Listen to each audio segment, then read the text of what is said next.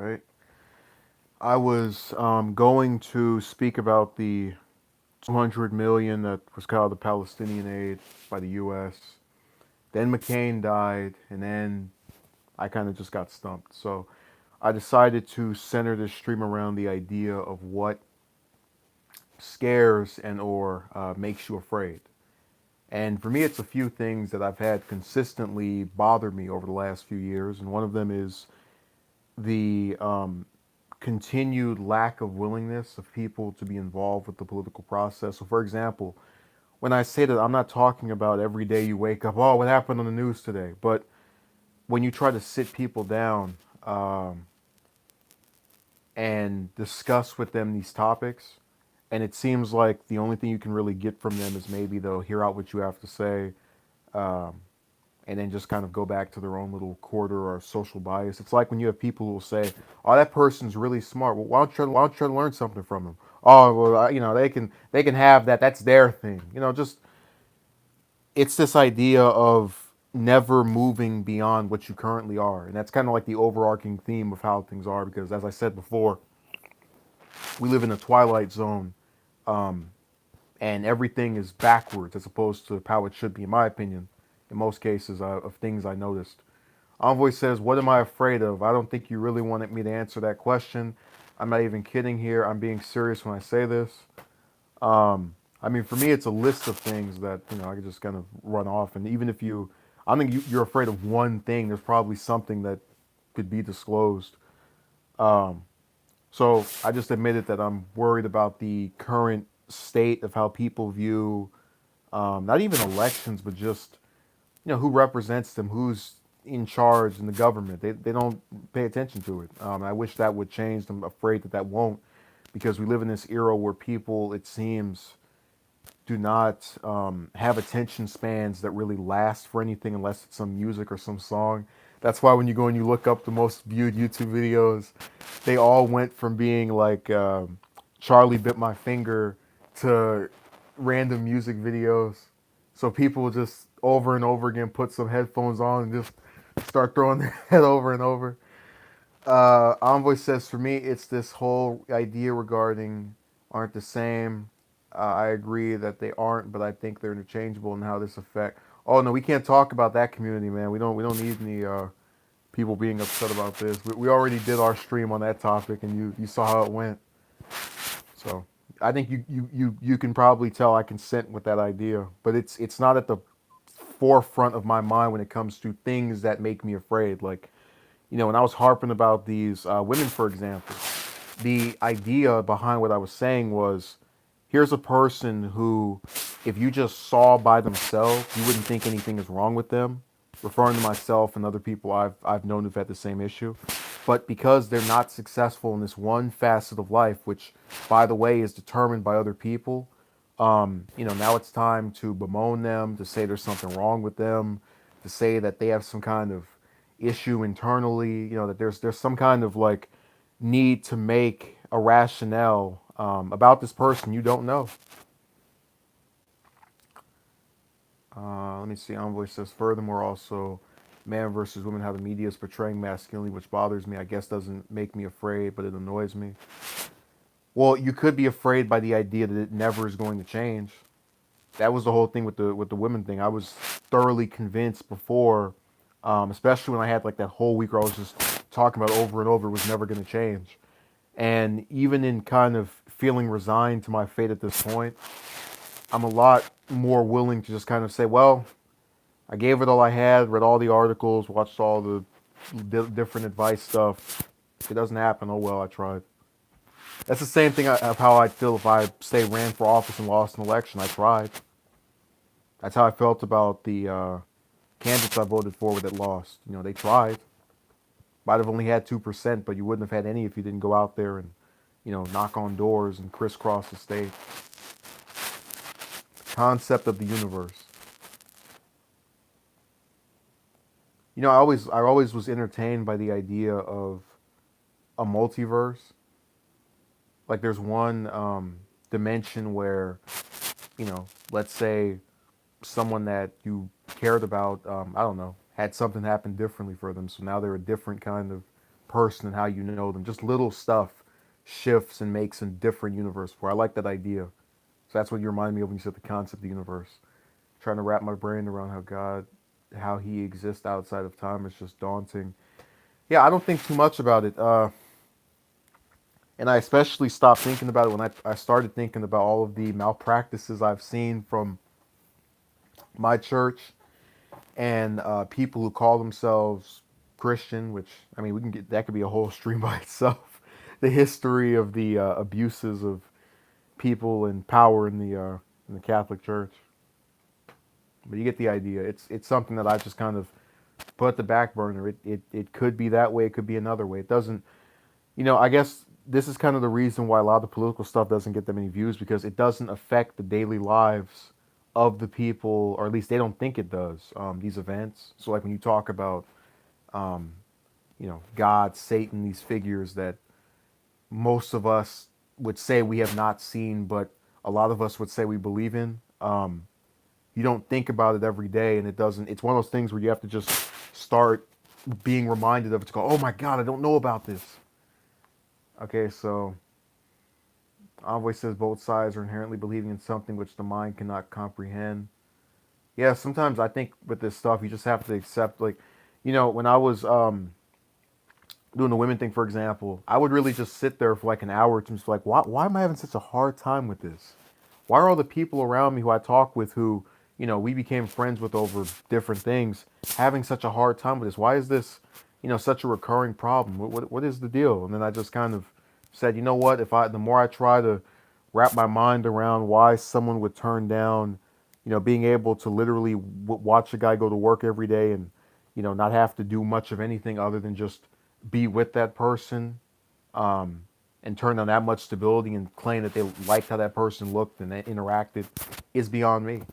But again, when you try to sit there and put yourself in the position of someone else, a lot of times you find yourself stumped because you're looking at it from your perspective and you're just saying to yourself, why is this way? Let me say hello to Simply Deep and Dirk.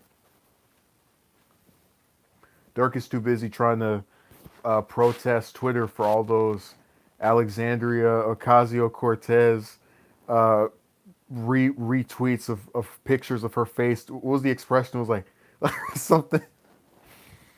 He's over there trying to do his one man protest against him, his crusade. We can't argue about the issue, so we're gonna take a picture of you and spread it all around the place and put little words and captions under it.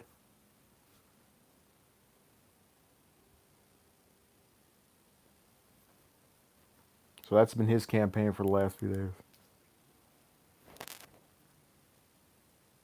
Let me see what else is being said.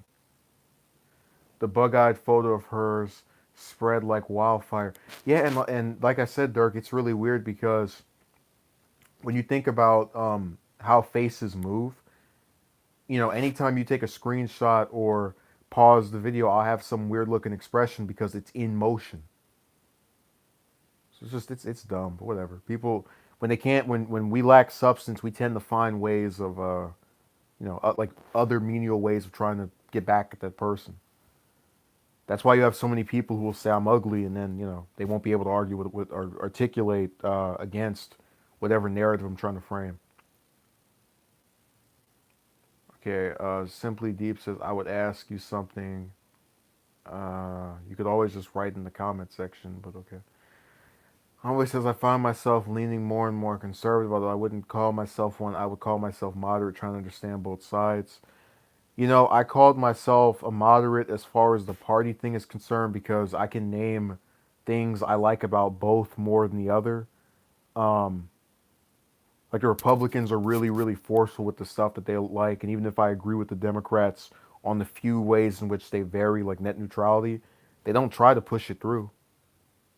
It's just them going out of their way to, grandstand for a few days or weeks and then retreat.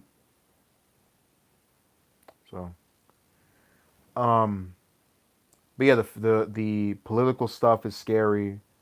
The female stuff is scary. Um, and really, the idea that I'll mainly be known for the woman thing is disturbing because I sat here back when I first became interested in politics back in the late 2013, I sat here for months and just tried to read about various historical events the following year in those early months of that next year. So it's always creepy to me when I think of how what you put your time and energy into and like honing your craft or being knowledgeable of it became second place to just going up to 30, 40, 50 people and saying, hey, I like you, I want to talk, and then them ignoring you or ending it or you know cutting you off. So that's another thing that makes me a little bit afraid or worrisome. Oh my God, Envoy. Those are certain topics that cannot be discussed here because they attract controversy. That is, you know, Envoy. The system is holding down those that hold themselves. And there are a lot of people I know who have been. If you just sit there and talk with them or try to gauge them individually, could really be successful were it not for the conditions they were born into. But when you try to criticize the parents or whoever preceded them, as saying this is why you're in this, born into this circumstance, people don't want to hear it. Or the person themselves will defend it and go, oh well, they were the only one there for me. Yeah, but they're the reason that you're in this circumstance. So I get that part of what you're saying. The rest of it I can't comment on because people start going insane. Let me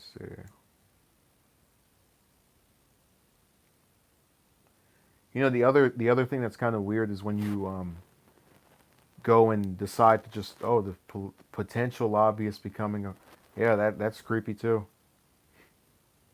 Again, the oligarchy never being recognized really does scare me because when I was sitting over here and trying to talk with all of these people on Twitter and these other websites, it felt like I could only ever get people to agree with me in a couple of cases, or someone who just is so embedded in this idea of one party being correct, and the other one being the worst thing that ever existed.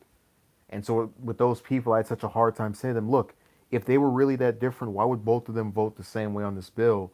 And if this was something that was mandatory, how did the other ones manage to not vote for it? But they don't want to hear it. And that's what's creepy to me when you can't get people to just kind of say to themselves, all right, I concede this. All right, I get this. I like this. Like even people who um, didn't agree with me about the military spending, for example, they still like the idea that they're being told about this story that the media decided to not say anything about. Envoy asked, uh, well, look, it has to be brought up, but you have to understand when you are we live in an era where when you answer things a certain way a person doesn't like, you get nothing but flack for it. Like this homogenized hive mind thing. So I don't think I'll be able to give you a proper conclusion on that one. I'd love to, but again, it's the fact that we don't agree in freedom of thought or freedom of expression, or just we want monolithic thought. That's why you have so many people who will lose their mind when someone criticizes either one of the political parties. That's why you have so many people who will, you know, get upset if you talk about your experiences with the opposite sex. And we live in an era of double standards. When I did that Asia Argento video a while back, I told you that I actually had a person who commented and said that they were in a relationship with some older woman when they were 17. And I said, look, but here's the thing. She met this boy when he was 7. So not only have you known this man or this near adult since they were a young child, and you were an adult at that time as well, but also the state laws were against it. Now, if she were smart, in her, wanting to bang a young boy, she would have waited until the following year when it would have been not against the law to do it. And then none of this would be happening. No one would be complaining. No one would be, upset about none of it. Well, people might still be like creeped out, but they would at least, she couldn't get in trouble for it, basically. Chickens have come to roost. Uh, yeah, we can't speak truthfully. You remember Dark Times too? And the creepiest thing about a lot of this stuff is that, well, yeah, Envoy, the double standard. If that had been a guy, imagine a male actor meeting a 7-year-old girl, getting with her when she's underage according to state laws, and then paying out 300,000 bucks. No one would be telling you to forgive that.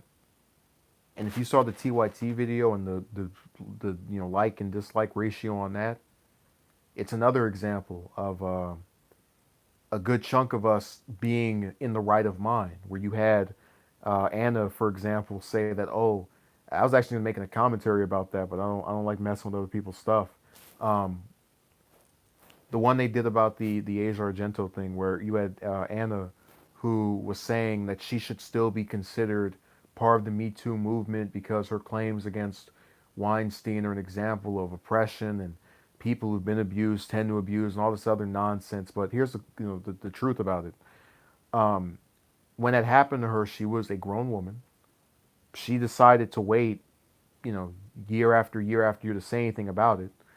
Um, it's not the same, and I can't be remiss as to believe, oh, I must defend this person, even though they did the exact same thing. They're criticizing this other person for. It's like if I went outside and I threw stuff on the street, litter bug, and then afterward I go, oh, but you know, I'm protesting people who are throwing trash on the ground.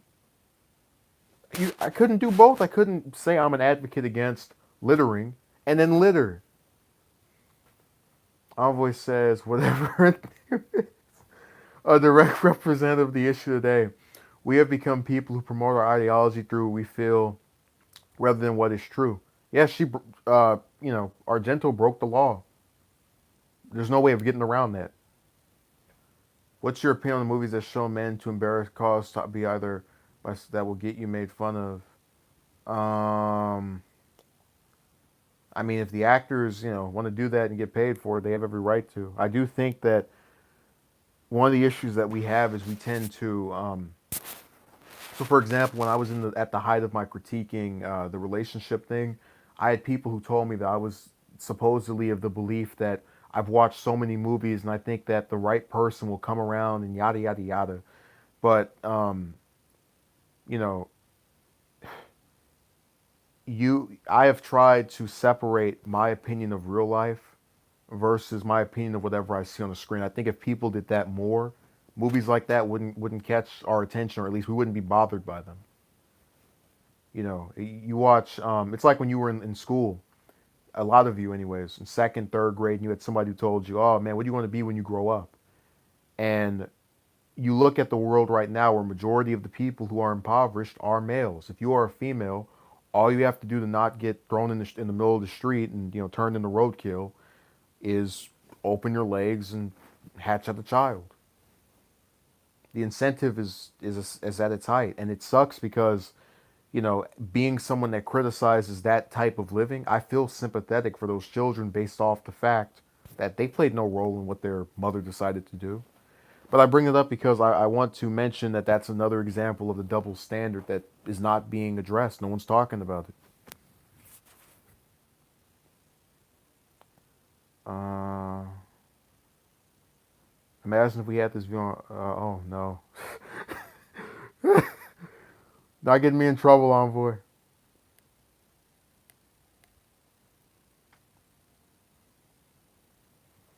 Yeah, they keep telling you about the patriarchy, man. I don't see it. I mean, think about it. There are so many things that as a guy you're just subject to that women never experience. You're stuck on this stupid draft. So if we have some war that they have to recruit people for, they want you to go over there. If not, you have to, flee or whatever. Um, like higher chance of homelessness. When you get homeless, you can't pop out a baby and all of a sudden get on welfare. Um, if you drop out of school, you won't have any guy or sugar mama to take care of you and let you just sit at home and pop out children while they go to work and struggle. I think I told you guys about that double standard where that person told me that it was because I had a lack of funding that that was the reason or something. Someone who's never met me left this comment, and I was thinking to myself, yeah, Envoy, like picture this. Oh, I'm supposed to believe that when you look at a lot of these impoverished neighborhoods where these, lower class people live, all different ethnicities, whatever, that the main guys that are going and having these children with these women are these Wall Street bankers and Ivy League graduates who just show up in a suit and tie, and they walk into some house where there's a hole in the wall and rats running back and forth, and the woman's got on some thing over her head and the little. It's just that's not realistic at all. And they were really trying to pitch that to me, but they wouldn't hold women to that standard. Are not fundamentally the same. Equal rights, we can have that equal outcome. But to get back to the point of what I was saying, the and look, I want to read it, but everyone in the world will never and cannot be fundamentally equal. I agree with that, but also I want to mention that the inequality does scare me as well because we have many issues afflicting men, as I just mentioned right there, more than women, and no one talks about it. I swear, it's like once, I'll never get over when I was first learning about all things political. There was some kind of group that Clinton, Hillary, that she was a part of. And I'll never forget the single line that was written of it on that site I was reading it about said that it was a group that was dedicated to the health of women and children. And when I read that, I stopped myself because I was 15 at the time and I said, wait a second. If it's women and children, that means that once I turn 18, I no longer she doesn't care anymore. That's it. But as long as I have a uterus, everyone is concerned about me and they want to take care of me and help me out. Do you know why no one talks about it's not the social agenda? Yeah, they're trying to push this idea of the oppressed female and how we need to bend over and bow down and let her get her place at the table. And I just think there's a lot of guys who don't get their place at the table, who go completely unacknowledged and not recalled at all. Another thing that bothers me is the idea that we have all these people who are significant to me that will never get their day in the sun. You see how all these tributes to McCain that have been popping up now that he's deceased? Wouldn't you rather have your tributes, whether it's having a bill named after you, or I think it was some senator that was trying to name one of the buildings after him? Wouldn't you want those to occur during your lifetime? Wouldn't you want to walk over to, the AJ Envoy Airport and go, "Wow, I was there for that. That's so cool. I'm so proud of myself." Or the Dirk, well, they're actually no, I take that back. The Dirk Museum or something. It's just no one ever wants to do anything for you while you're here. That's something else that scares me. Just the idea of only ever being appreciated at its fullest once you're deceased. And that seems to be the only way we can acknowledge most presidents, we can acknowledge most senators, or congressmen, or rappers, or whoever. It's just they never get what all they deserve in their lifetime. And I hate that. What really is that now I begin to believe, to say exactly the nonsense they're saying. I'm a little confused by Broad Vulture's comment. Broad Vulture of States. What do you mean? What are you talking about? Please explain. I don't understand. I'm confused. Huh? But you get my point. That's another thing that really creeps me out. Just when I think of main fears of mine, that is like the only one that I potentially would not actually see. You know. So it's all disturbing. They're gonna name the southern states brought vulture of states when we get our quote unquote second civil war after Trump's impeachment that's eventually going to happen eventually, sometime, ever.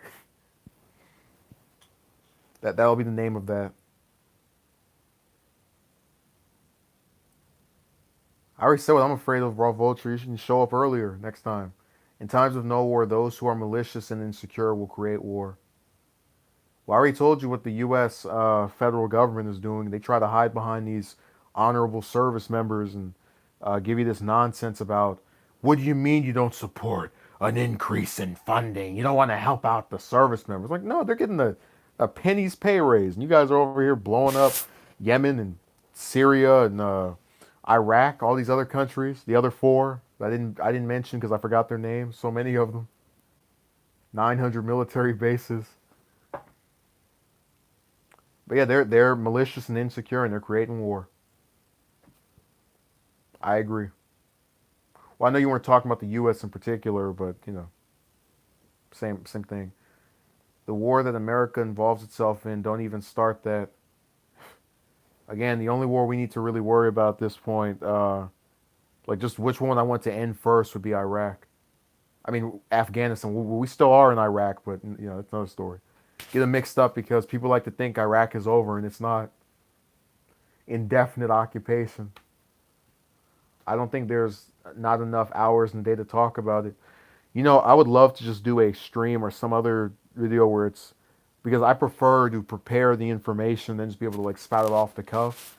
But I wouldn't mind, doing something where it's like a show where I go, oh, here's this article on this, here's this article on that. What do you think of this? What do you think of that? Um, you get the point.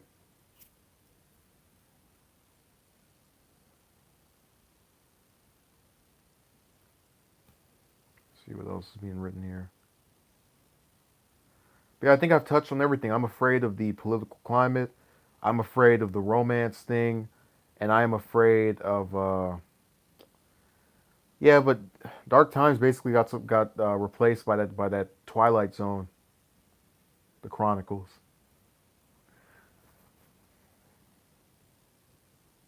Oh no, we aren't leaving.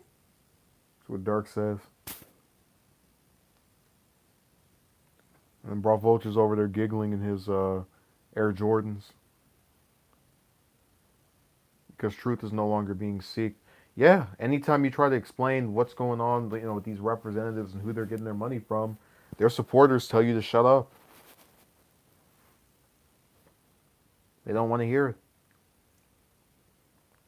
And I guess I could never be that way when it came to the political stuff because I went out of my way to try and listen to as many sources as I could. So, for example, I listened to Fox for a while and some CNN, TYT, just all these different groups because I wanted to see what was not being talked about by different groups. Just get all the information I could.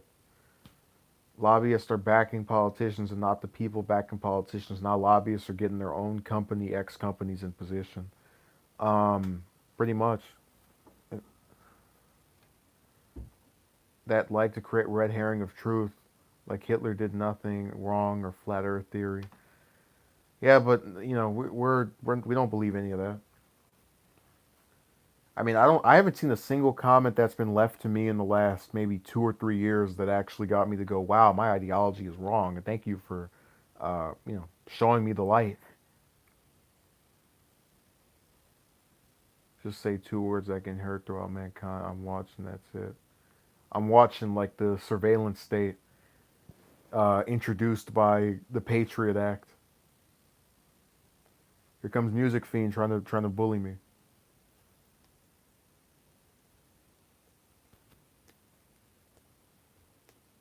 That would be a fun stream to do where it's just every like the lasting negative legacy of every president. Like what one thing that they do that's just horrible and we're still facing the ramifications of. It's like, oh man, this person did this. Even though a video like that already exists, it's called One Bad Thing About Every President or something.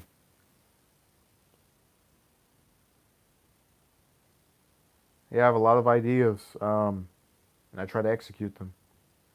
It's coming. I just have to. I'm still trying to do this other project. When I get that done, I expect it to be. Let me put you this: that text thing.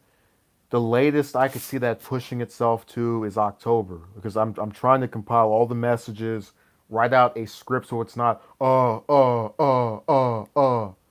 and make sure that it's concise, but that it's this one, then that one, then this one.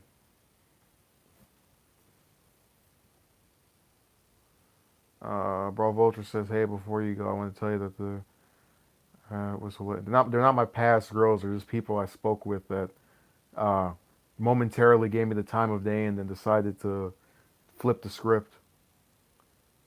Dirk says, "For the early president, that's easy saying the same with the last four presidents." Um, oh yeah, definitely the last four. Well, I already told you. I think that the older Bush and Carter are very underrated. Um, I mean, I can even think of good things about McCain. He was one of only two Republicans to vote against those god awful Bush tax cuts. Um, and you remember last year, he was the one who showed up and killed the Obamacare replacement that the Republicans were trying to push through during the summer. So he's been involved. He was involved with many good things, as far as I'm concerned. And that hawkish foreign policy that people call warmonger, warmonger. Same thing happened under Obama, but no one's calling him that. I'm not going to viciously go after McCain for something that the person who won ended up doing that was like him anyway. At least he was honest with who he was going to go after. Um, Homeboy says, "Please don't deny truth or facts or let someone oppress you into feeling how they feel just because they feel it's right." Well, they're not going to make me feel any kind of way. It's just my tolerance level for trying to discuss certain things has really waned. Like when I was having these back and forths about this military bill, and it goes back to the being afraid thing. I was most bothered by the fact that I had people who just sat here and we're talking about, oh, the conservatives like this, you liberals like that. And it's like, man, you got bad people on both sides. Get out of here. But just things such as that, I'm not as willing to just go back and forth as I might have been a year or two ago. That's hard to do with significant others unless you want to break up. Uh, oh yeah, yeah. Bro Vulture. With that's with them, you have to toe the line. You have to, be very diplomatic. Well, I agree with you on this, but I felt you could have done better on that. You can't just outright say, yeah, you have the wrong opinion on this, or else they'll get mad, and then there's a whole other war, and you find yourself sleeping on the couch. Uh, so I agree with that statement. And I think I was trying to respond back to what Dirk said. Um, you know, there's a lot of stuff that we can go into about those last four, but the middle ones between, I would say all the ones between Jackson and Lincoln, with the exception of Polk, are much harder to go into just because a lot of them didn't do that much of significance, and the problems that they caused really did fizzle out in like the few years after they left office. But all the ones after Lincoln and between him and maybe Cleveland, they're problematic as well, and that includes Harrison. But we'll get into that later on. So I want to thank everyone who participated, and you have fears and you have things that worry you, but I don't let mine stop me from doing what I want to do, because I believe that the best stories are only satisfying once they've ended. And when this one of my life ends, I don't want to look back and regret that I allowed my worrying about whatever to say, oh, we're not going to go and do that or try this. If you catch my drift, good story is only satisfying once it's ended. Um, and the individual components, which are still being written for most of us, are a battle that you have to just keep pressing through and fighting against. So, have a good night.